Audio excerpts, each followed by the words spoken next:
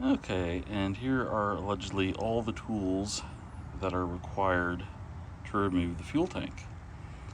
The yellow banded nut driver is a 5/16. Next to that is a 10mm. Got a flathead screwdriver, and then I have a quarter drive for the 10mm. I guess there's probably something that needs a little more twist to it. And then you need an impact or ratchet and a 1/2-inch bit to get that, and also the fuel line disconnect tools. Those are the Pittsburgh cheap plastic ones from Harbor Freight. Years ago, when I did this to my old Fords back in the late 1900s, all I used were the plastic ones. I know they make fancy anodized aluminum ones and metal ones that are probably a lot better and faster, but I'm just gonna stick with what I know. We'll go from there. I tried siphoning the fuel.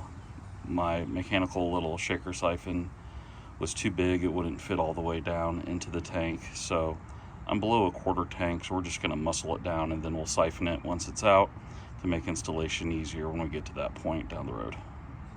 Alright, to start, take your fuel cap off and then remove the 3 5/16 holding the filler neck to the body.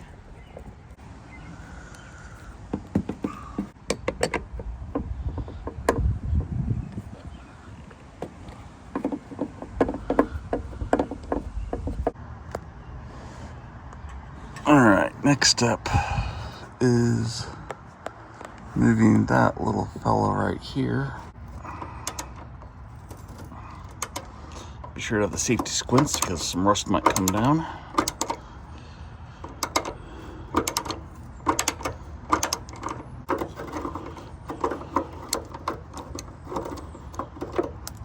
There we go.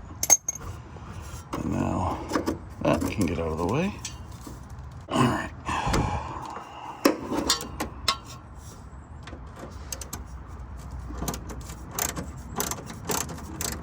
Now this thing's roached. I need to order one of these. Yeah, alright, LMR. We'll be submitting yet another order. Just sent one yesterday. So I guess I need to find another $100 and stuff. I need to rebuild this. I'm sure all of the LMR order fulfillment staff are just laughing when they see my account as I come in with things that they're like, yep, should already had that. I probably know exactly where I'm at on my car every other day. That's okay though. They seem like good people. They put out good content, much better than mine, much more professional, but you know, they've been doing a lot longer than me, so, and they do it every day. I don't. Oh, come on out here, you silly goose. This is a horrible video. I apologize. I'm trying to do two things at the same time. Oh, this is bad. That's really horrible. Ew, gross. Alright.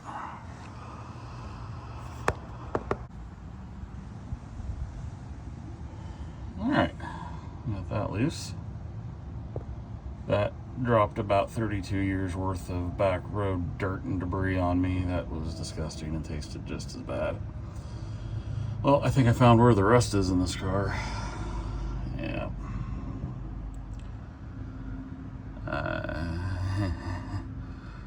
I don't know if that's important. We'll just go ahead and power wash it and hit it with some rust stop, I guess. I don't know. I don't know what else to do at this point with it. We'll just try to slow it down so we can get a better game plan for it. It says to wiggle this feller. Let's see if we can do that. It's a little retaining collar. I don't know if it does much.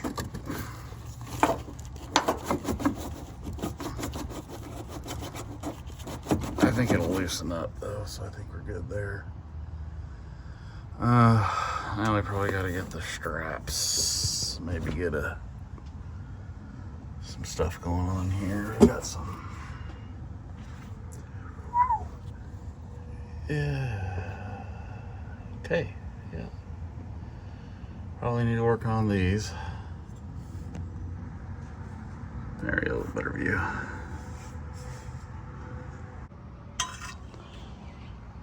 Okay, you also want to disconnect, I don't know if it's showing up, there's a line here,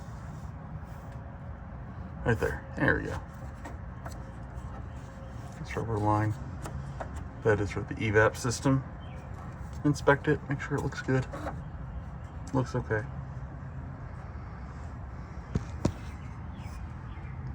We got fuel filter out. This old fella looks like an old Napa. Have to look it up and see how old it really is.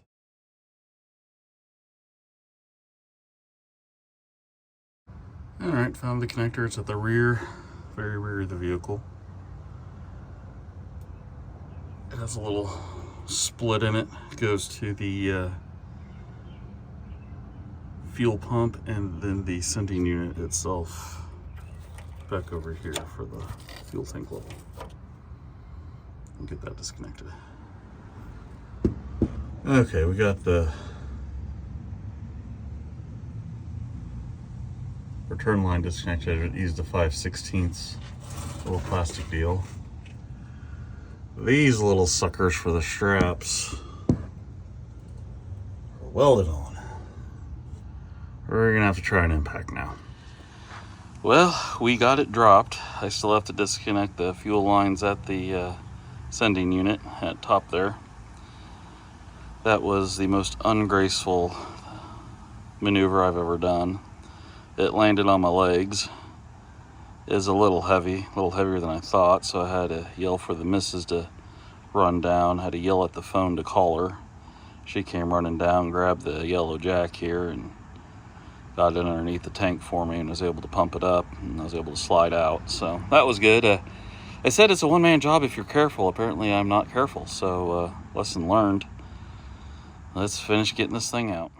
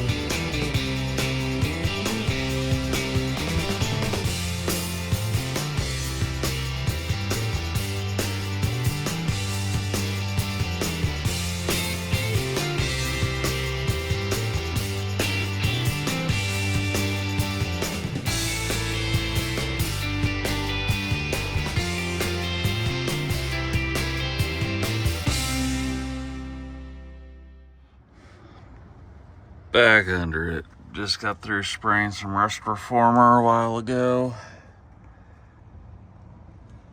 Hopefully got everything sealed in as good as we could get to down here. Now we got our fancy auto body shop full rotisserie restoration right here. We'll get this underside looking brand and new soon. All right, let's check it out.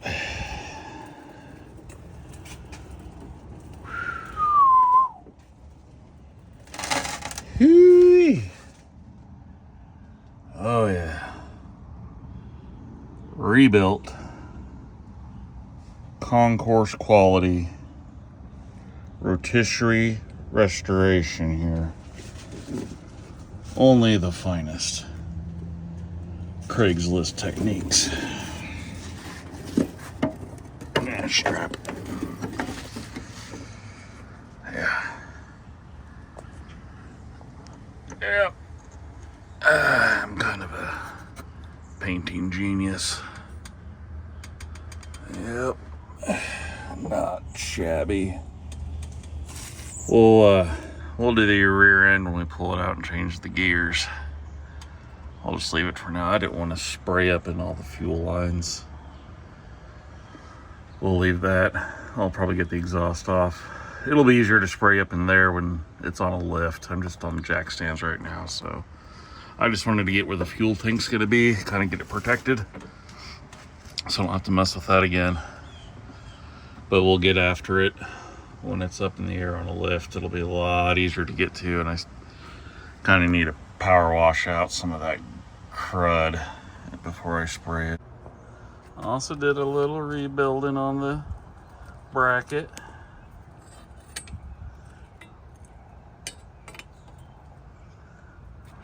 Look better underneath it. It's coming along. Brake update is going to take about, I don't know, week or two to get to those. They're on order coming in, so we'll see how fast they get here.